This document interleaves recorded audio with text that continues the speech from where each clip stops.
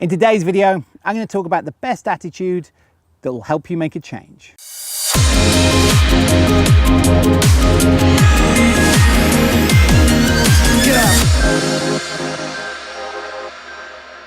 Hi, I'm Christopher Paul Jones, the Breakthrough Expert.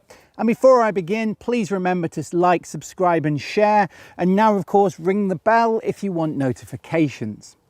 So in a previous video like this, I was up in the mountains and it was snowing. What a difference a couple of months make. And this is England, so this is probably, 3 days we have of this. So I'm making the best of it. I'm in my shorts.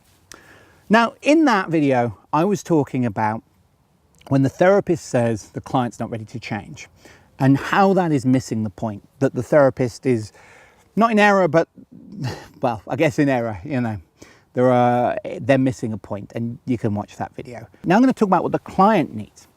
Now, there are a few factors to consider when getting a result. First, what's the relationship between the client and the practitioner or the therapist or the coach, whatever you want to call it.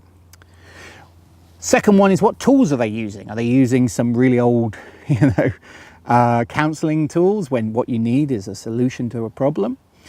And thirdly is, what's the application of the tools? So the person may know a lot of good skills, but if they're not applying it in the right area, it's not going to be as effective. But the fourth thing is, how is the client showing up? Now, this isn't just true for therapy or coaching or any two-person. This is also true when you're listening to an audiobook or reading a book or applying one of my tips videos. What is the attitude you're showing up with? Because I have found there is an attitude that tends to get people fast results and an attitude that tends to make it slower. Now, the first one is, how committed are they? And so what I mean by that is, some people will call me up and go, yep, great, yep, book me in, done.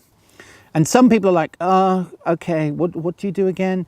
And can you give me the 17 steps on how exactly that would work? Okay, yeah. All right, let me think about it. And then they get back 3 months later and they leave everything to the last possible minute to tell you. And, now, of course, you need to do your due diligence. You don't just want to blind trust anyone who says they can help. You want to look and see if they look like the person they want to help you. They look like the right person, if you have that trust in them. But once you've made that decision, it is about going, right, I am in and I'm responsible. And that brings me on to the second point, is how much ownership are you going to take of working on yourself? Because and it doesn't matter who you're going to, if you're going, yeah, you fix me. I'm just going to sit, yeah, you fix me.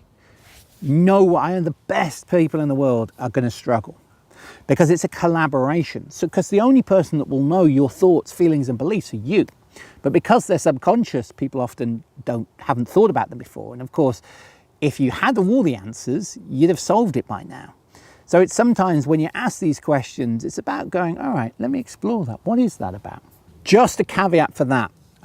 There's a difference between focus and anxiety. Now, some people confuse the two, and actually some people who are really into motivation confuse the two. They're like, got to change. And so if you're looking to change your fears, phobias and anxiety from a place of anxiety, it's going to be slow. Someone who calls me up and goes, right, how many sessions will it be? And you have a conversation. Oh, yeah, maybe one, maybe two. I need it to be one. Oh, then it'll be 3 then.